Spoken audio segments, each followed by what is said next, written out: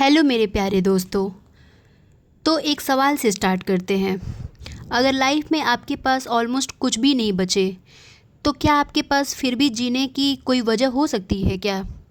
ये सवाल सुनने में थोड़ा हेवी है, लेकिन विक्टर फ्रैंकल की man search for meaning book इसी सवाल का बहुत डीपली एक्सप्लोर करती है। और ऑनेस्टली ये बुक सिर्फ उन लोगों के लिए नहीं है जो किसी डिफ़िकल्ट सिचुएशन में हैं। कभी ना कभी हम सब अपनी लाइफ में रुक कर सोचते हैं, मैं ये सब कर क्यों रहा हूँ? मेरी लाइफ का एक्चुअल पर्पस क्या है? आज की समरी में हम इसी क्वेश्चन का आंसर विक्टर फ्रैंकल के एक्सपीरियंस और उनकी फ़िलॉसफी के थ्रू समझने की कोशिश करेंगे। तो चलिए बिना टाइम वेस्ट किए शुरू करते हैं। आज मैं आपको एक ऐसी बुक के बारे में बताने वाली हूँ जो मुझे सिर्फ एक बुक नहीं बल्कि लाइफ के देखने का एक अलग पर्सपेक्टिव लगती है। Man search for meaning, written by Viktor E Frankl. अब नाम से ही आप समझ सकते हो कि बुक का मेन क्वेश्चन क्या है, लाइफ का मीनिंग क्या है। लाइफ का मीनिंग ढूंढना है। लेकिन इंटरेस्टिंग बात यह है कि फ्रैंकल ने ये क्वेश्चन किसी कंफर्टेबल रूम में बैठकर नहीं पूछा था।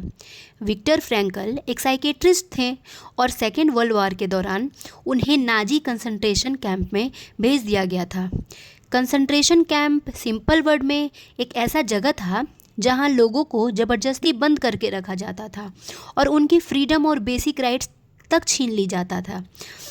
फ्रैंकल ने वहाँ बहुत डिफ़िकल्ट सिचुएशन देखी और उन एक्सपीरियंसेस को बाद में इसी बुक में एक्सप्लेन किया। और यहीं से बुक का सबसे इम्पॉर्टेंट आइडिया सामने आता है। जब लाइफ हमसे बहुत कुछ छीन लेती है तब भी एक चीज़ हमारे पास रह सकती है। वो क्या है?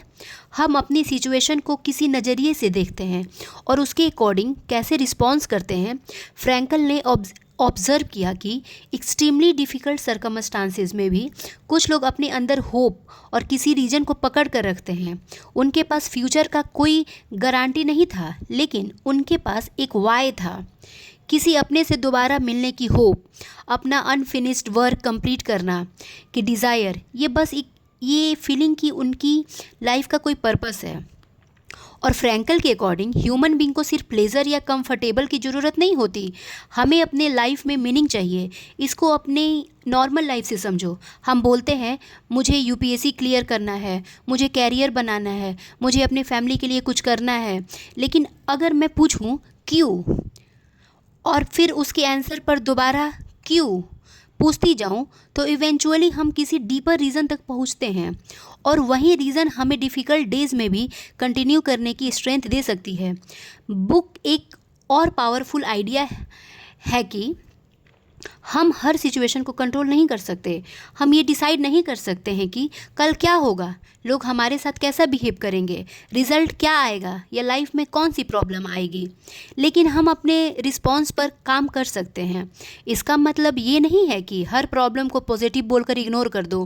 फ्रैंकल का पॉइंट ये है कि रियलिटी डिफ़िकल्ट हो सकती है, लेकिन उस रियलिटी के सामने हम अपने एटीट्यूड चूज़ करने की कोशिश कर सकते हैं। और मुझे लगता है ये चीज़ हमें एवरीडे लाइफ में भी बहुत यूज़फुल है। एग्ज़ाम का रिज़ल्ट हम कंट्रोल नहीं कर सकते, लेकिन प्रिपरेशन कंट्रोल कर सकते हैं। किसी और का बिहेवियर कंट्रोल नहीं कर सकते, लेकिन हम अपने रिस्पॉन्स कंट्रोल कर सकते हैं। फ्यूचर एग्जैक्टली कैसा होगा ये नहीं पता, लेकिन आज हम क्या कर रहे हैं उस पर हम काम कर सकते हैं। फ्रैंकल ये भी एक्सप्लेन करते हैं कि मीनिंग हर इंसान के लिए डिफरेंट हो सकता है। किसी के लिए मीनिंगफुल वर्क इम्पॉर्टेंट है, किसी के लिए रिलेशनशिप, किसी के लिए क्रिएटिविटी, और कभी कभी डिफ़िकल्ट सर्कमस्टांसेस को फेस करने का एटीट्यूड भी मीनिंग का सोर्स बन सकता है। इसलिए लाइफ का पर्पस कोई एक फिक्स्ड आंसर नहीं है जो सबके लिए सेम हो। शायद बेटर क्वेश्चन ये है कि मेरी लाइफ मुझे इसी वक्त किस चीज़ की रिस्पॉन्सिबिलिटी दे रही है।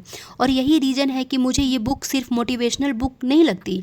ये आपको ये नहीं बोलती कि सक्सेसफुल होने के 10 स्टेप फॉलो करो। ये आपको एक मच डीपर क्वेश्चन के सामने खड़ा कर देती है। तुम जो कर रहे हो उसके पीछे तुम्हारा रीज़न क्या है? और ऑनेस्टली कभी कभी हमें मोटिवेशन से ज़्यादा मीनिंग की ज़रूरत होती है ना। अगर आप लाइफ में किसी डिफ़िकल्ट फेज से गुजर रहे हो, कंफ्यूज्ड हो, या आपको लग रहा है कि आप इतनी मेहनत किस लिए कर रहे हो, तो शायद इस बुक को एक बार पढ़ना वर्थ वर्थ इट है, क्योंकि हो सकता है कि इसका आंसर आपको बुक एक पेज में डायरेक्टली नहीं मिले, लेकिन ये बुक आपको वो क्वेश्चन ज़रूर दे जो आपको खुद से पूछना चाहिए। और मेरे लिए मैन सर्च फॉर मीनिंग का सबसे इम्पॉर्टेंट लेसन बस इतना है, लाइफ हमेशा हमारे अकॉर्डिंग नहीं चलेगी, लेकिन डिफ़िकल्ट सिचुएशन के बीच भी हम अपनी लाइफ के मीनिंग को ढूंढने की कोशिश कर सकते हैं।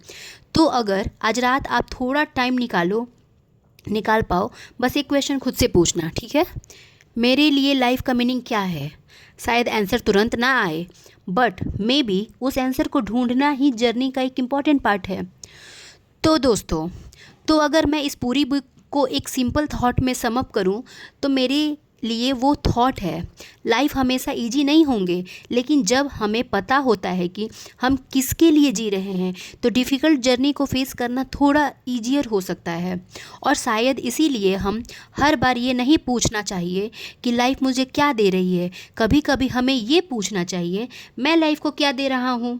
अगर आपको आज की समरी से एक भी थॉट जेन्युइनली यूज़फुल लगी हो, तो बुक को खुद पढ़ने की कोशिश ज़रूर करना, क्योंकि समरी आपको आइडिया दे सकती है, लेकिन कुछ बुक्स का रियल इम्पैक्ट उनके पेजेस के साथ टाइम स्पेंड करना पर ही समझ आता है। और हाँ, अगली बार फिर मिलेंगे एक और ऐसी बुक के साथ जो शायद आपकी थिंकिंग में एक छोटा सा चेंज ला सके।